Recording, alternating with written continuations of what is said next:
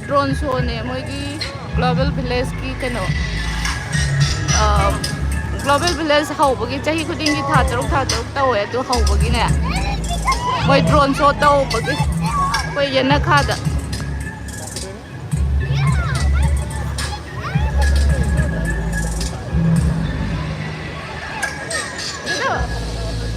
फाइना number चंद्रबा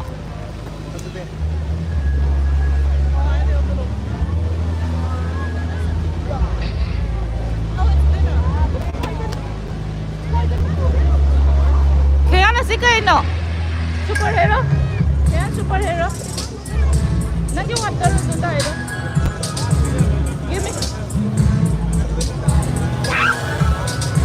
tadi ba sige hujan ba superhero mamindo Venom ya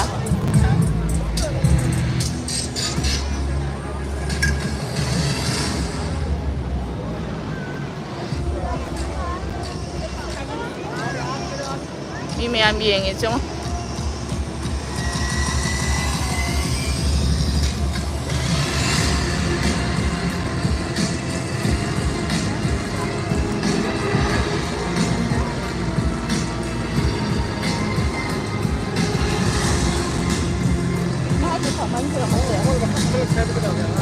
Shirley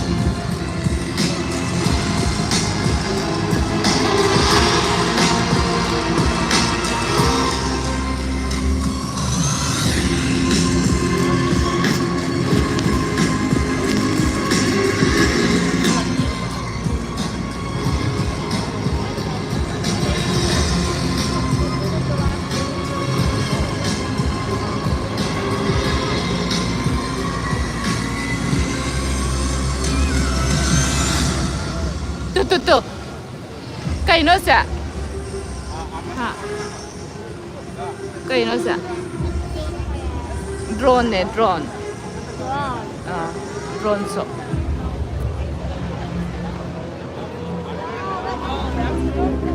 wow 100 years Colombia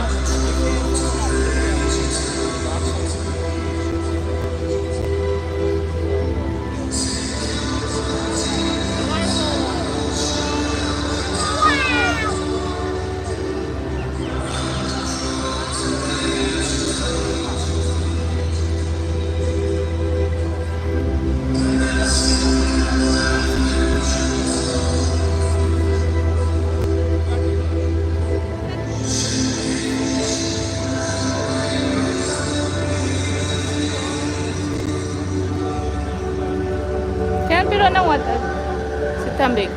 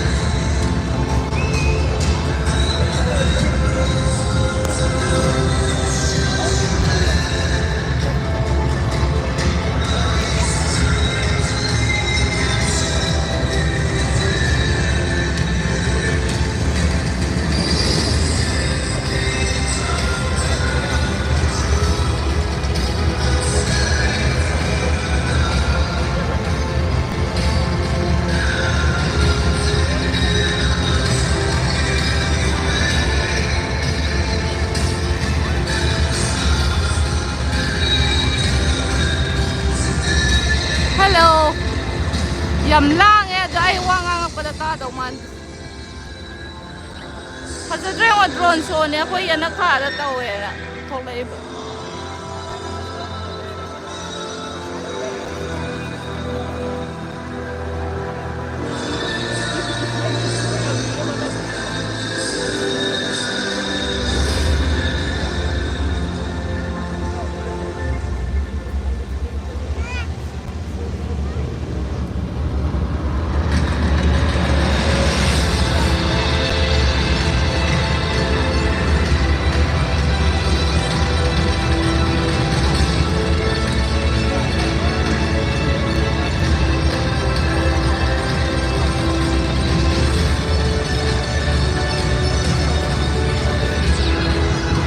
ꯑꯩꯉꯣꯟꯗ ꯑꯣꯏꯅ ꯇꯥꯟꯅꯔ ꯅꯝ ꯂꯩꯔꯦ ꯁꯤ ꯅꯨꯄꯥꯁꯤꯡꯁꯤꯅ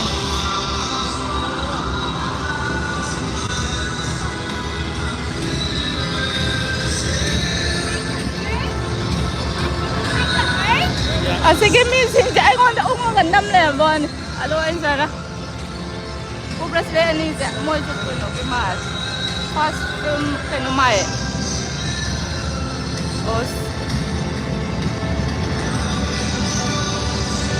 ꯑꯁꯨꯃꯥꯏꯅ ꯆꯠꯂꯒ ꯅꯝ ꯆꯠꯅꯤꯡꯉꯦ ꯑꯩꯁꯨ ꯃꯤꯁꯤꯡꯁꯦ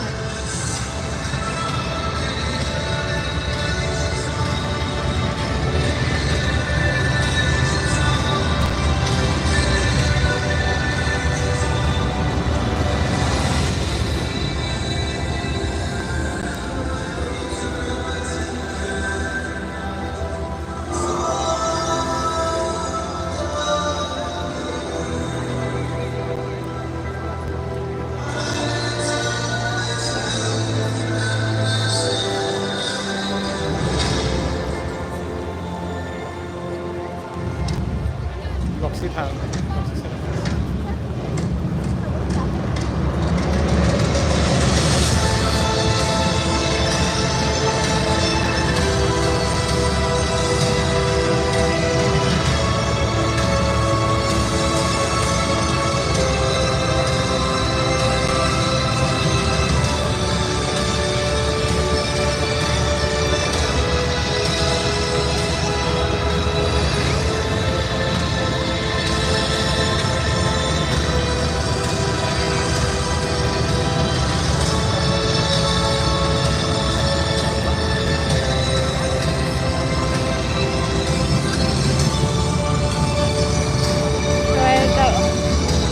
ꯑꯩ ꯂꯥꯛꯀꯦ ꯋꯥꯔꯤ ꯁꯥꯕ ꯁꯥꯔꯒ ꯑꯩ ꯃꯃꯤ ꯃꯌꯥꯝ ꯐꯝ ꯂꯩꯔꯝꯃꯦ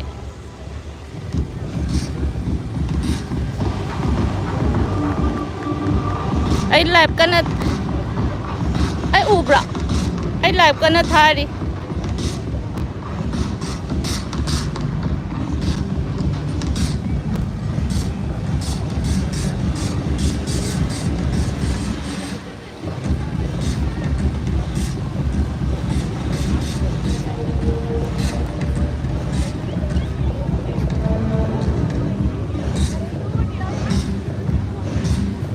ꯌꯥꯝ ꯋꯥꯡꯃꯜꯂꯦ ꯈꯔ ꯃꯤ ꯃꯈꯥ ꯈꯔ ꯑꯗꯨꯝ ꯌꯥꯎꯍꯜꯂꯣꯕ ꯑꯗꯨꯃꯥꯏꯅ ꯁ꯭ꯄꯦꯁ ꯌꯥꯝ ꯊꯝꯒꯅꯣ ꯃꯊꯛꯇ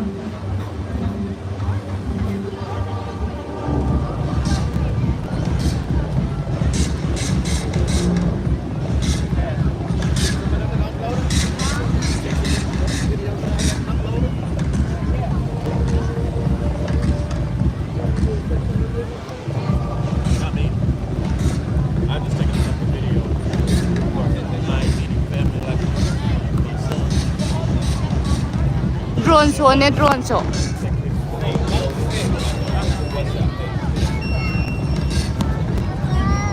कईनो वासलक्विदो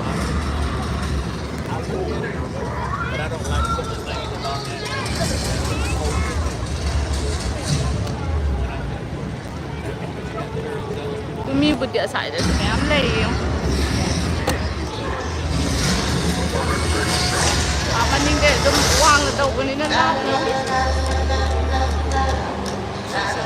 ꯋꯥꯡꯅ ꯇꯧꯕꯅꯤꯅ ꯂꯥꯞꯅ ꯂꯩꯔꯒ ꯌꯦꯡꯉꯁꯨ ꯑꯗꯨꯝ ꯎꯕ ꯐꯪꯕꯅꯤꯅꯕꯀꯣ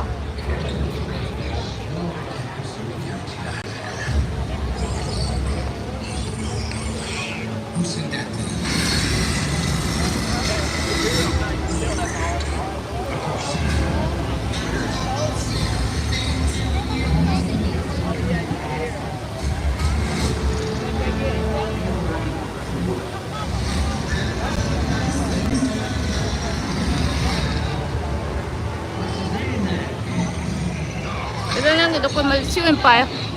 Ito pero ay lang. Kanogi mo. Diba?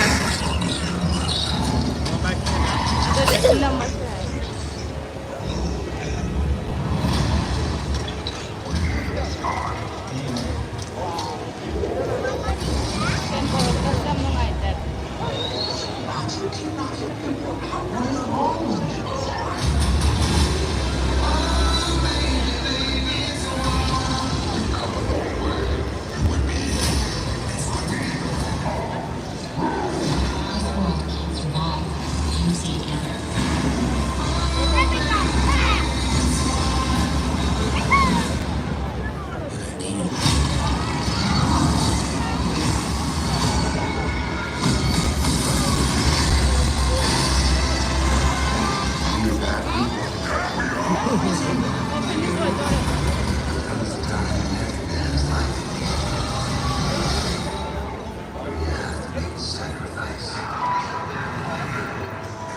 As nasa itaktak ko ba kubito dito dito taktak ko lang dito lang kay pa.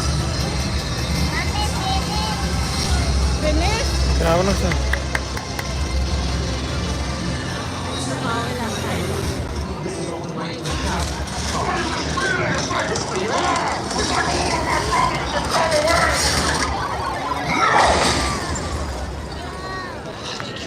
Right.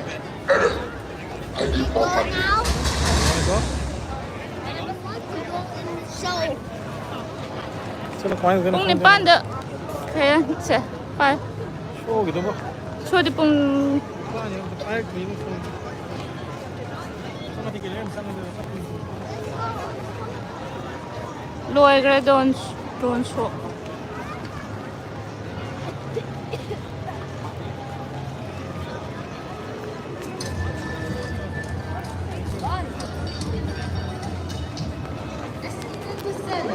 Ah, alam na siya, like TMC.